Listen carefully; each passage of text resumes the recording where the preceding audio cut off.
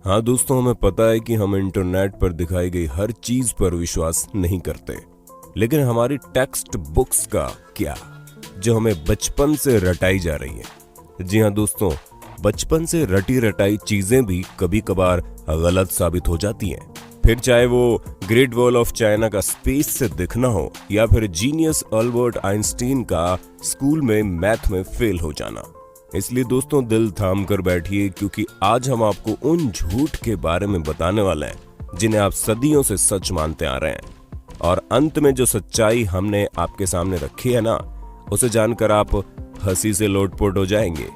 दोस्तों, अगर हम आपसे पूछें कि इजिप्ट में बना पिरामिड किसने बनाया था, तो हमें पता आप यही जवाब देंगे कि इजिप्ट में रहने वाले मजदूरों ने मेहनत करके इस पिरामिड को तैयार किया था।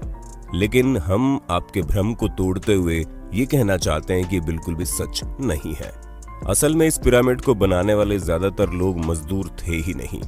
जी हाँ, इस पिरामिड को बनाने के लिए एंशिएंट इजिप्ट की अच्छी खासी पॉपुलेशन ने अपना बढ़ चढ़कर योगदान दिया था, जहां करीब 85 सालों तक, जिसमें 2589 बीसी से लेकर 2504 बीसी का समय लगा।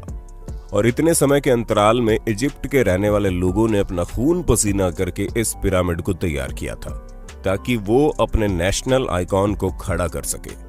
ऐसे में जो लोग इतने बड़े बड़े पत्थरों को नहीं उठा सकते थे, उन्होंने यहाँ पर काम करने वाले लोगों के लिए खाना, रहने और बाकी चीजों की व्यवस्था की।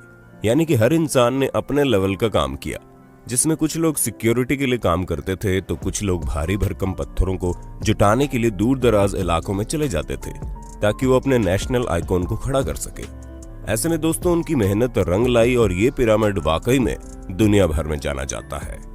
चलिए दोस्तों, अब आपके सबसे फेवरेट माइकल जैक्सन की बात करते हैं, क्योंकि इस बात से कोई इनकार नहीं कर सकता कि माइकल जैक्सन ने पॉप म्यूजिक में एक अलग ही मुकाम हासिल किया था, जहां ये सिंगर के साथ साथ एक बेहतरीन डांसर भी थे।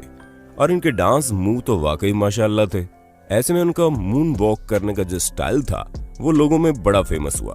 पर अफसोस दोस्तों, आपको ये जानकर हैरानी होगी कि इस मून वॉक को माइकल जैक्सन ने इवेंट नहीं किया था। हालांकि उन्होंने इसे सबसे पहले 1983 में परफॉर्म किया था। पर दोस्तों असल में माइकल जैक्सन ने ये मून वॉक कैस्पर कैंडिडेट और कूली जैक्सन से सीखा था, जिन्होंने 1970 में इसे परफॉर्म कर दिया था।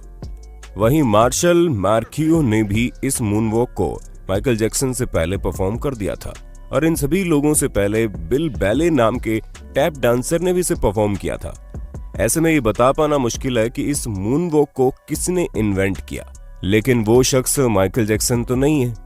अब आप एक और सिर घुमा देने वाली बात सुनिए, क्योंकि आप लोगों ने कार्बन डेटिंग का नाम तो सुना ही होगा। अरे नहीं दोस्तों, ये टिंडर में राइट लेफ्ट स्वाइप करने वाली डेटिंग नहीं है, बल्कि एक ऐसा मेथड है जिसके जरिए एटमॉस्फेयर में कार्बन डाइऑक्साइड के चेंज होने पर चीजों की असली उम्र बताई जा सकती है।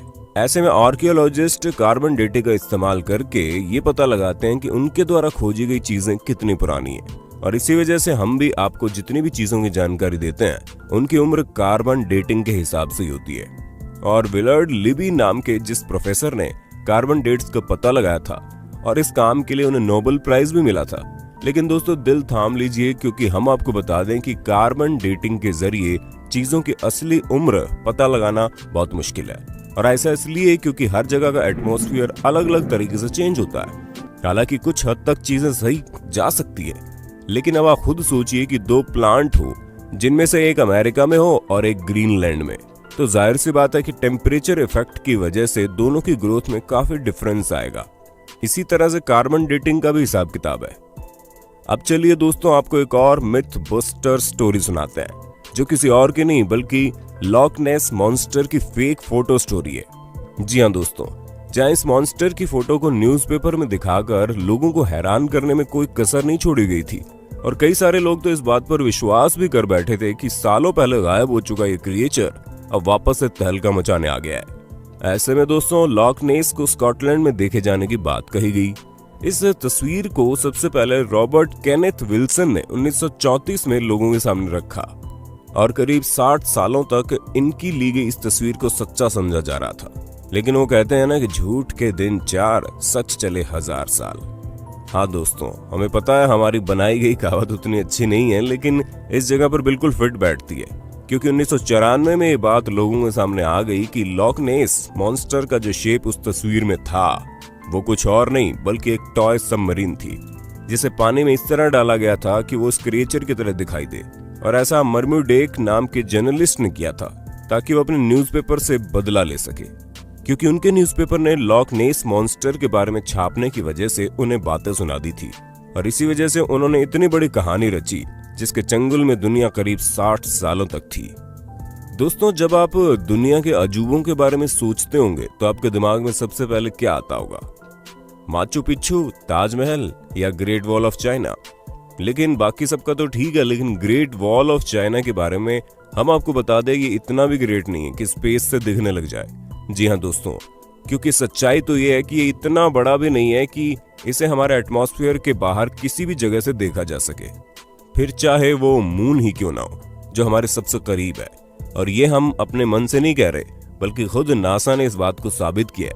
हालांकि भले ही 21,196 किलोमीटर लंबी हो, लेकिन अगर हम इसकी चौड़ाई की बात करें तो ये बॉटम से मात्र 20 फुट चौड़ी है और टॉप से केवल 16 फुट चौड़ी है। हम आपको बता दें कि ये अफवाह 1754 के आसपास शुरू हुई।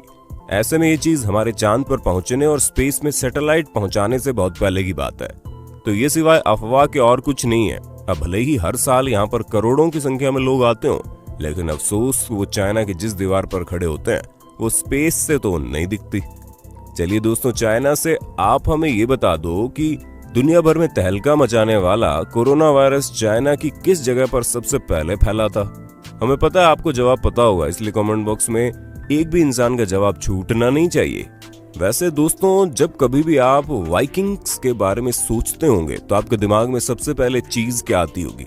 हमें पता है ज्यादातर लोगों को बड़े से जहाज का साइज और सींग निकले हुए हेलमेट याद आते होंगे, पर हम आपको बता दें ये दोनों ही चीजें झूठी हैं, जो कि हमारी मेन स्ट्रीम मीडिया द्वारा हमारे दिमाग में डाली गई। असल में कई सारे हिस्टोरियंस को वाइकिंग्स के समय के टूल्स मिले हैं, जिनमें से एक भी हेलमेट ऐसा नहीं मिला जिसमें सींग लगे हों। हालांकि ये माना जा सकता है कि वो लोग लड़ते टाइम खुद को बचाने के लिए हेलमेट का यूज करते होंगे, लेकिन इसका मतलब ये नहीं है कि उनके हेलमेट में ही डायरेक्ट सींग लगे हों। दोस्तों, ये जो अफवाह है ये तब से फैलनी शुरू हुई जब गुस्ताव मालस्ट्रोम नाम के आर्टिस्ट ने अपने आर्ट में वाइकिंग्स के हेलमेट में सींग लगा दिए, और तभी से लोग ये समझने लगे कि उनके हेलमेट में सींग होते थे, जबकि ऐसा कुछ भी नहीं है। तो दोस्तों, हमें पूरी उम्मीद है आपको अपने होस्ट और दोस्त सैम की वीडियो में मजा आ रहा होगा। अगर हाँ तो साथ ही वीडियो को लाइक करते चलिए ताकि हम फ्यूचर में भी इसी तरह की इंटरेस्टिंग वीडियोस लाते रहें। दोस्तों, अब हम आपके दिमाग की सबसे बड़ी उपज को दूर करते हैं, क्योंकि कई सारे लोगों को ये सिखाया जाता है कि अल्बर्ट आइंस्टीन जो कि इतने बड़े जीनियस थे, वो हाई स्कूल में बेसिक मैथ की वजह से फेल हो गए थे। तो दोस्तों, ये बिल्कुल गलत है। जी हाँ, ऐसा कुछ भी नहीं है, बल्कि आइंस्टीन तो उल्टा मैथ के जीनियस थे, जहां मात्र 15 साल की उम्र में उन्होंने मैथ में अपनी बहुत अच्छी पकड़ बना ली थी। अब दोस्तों, जाहिर सी बात है, जो शख्स फिजिक्स की दुनिया में इतनी बड़ी उपलब्धियां पाया हो, उसे बेसिक मैथ ना आती हो, वो भी हाई स्कूल के समय में, ये चीज थोड़ी सी खटकती है। पर हमें तो बुरा उन लोगों के लिए लगता है जो ये सोचते हैं कि उन्हें मैथ नहीं आएगी फिर भी वो साइंटिस्ट बन जाएंगे।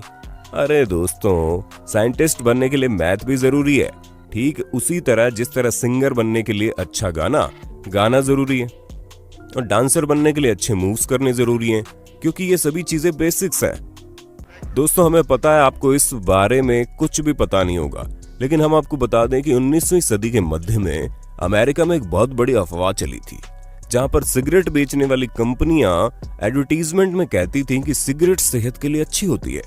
जी हां दोस्तों, हैरान मत होइए, एक्चुअल में ऐसा होता था क्योंकि कुछ कंपनियां ये तक कहती थी कि डेंटिस्ट खुद लोगों को सिगरेट पीने की सलाह देते हैं और ये सेहत के लिए बहुत अच्छी होती हैं, जिससे टेंशन वगैरह भी कम होता है। और इस तरह के कई सारे एड कैंपेन उस समय चल रहे थे, जिसकी वजह से अमेरिका के करीब 45% लोग सिगरेट की लत लगा चुके थे।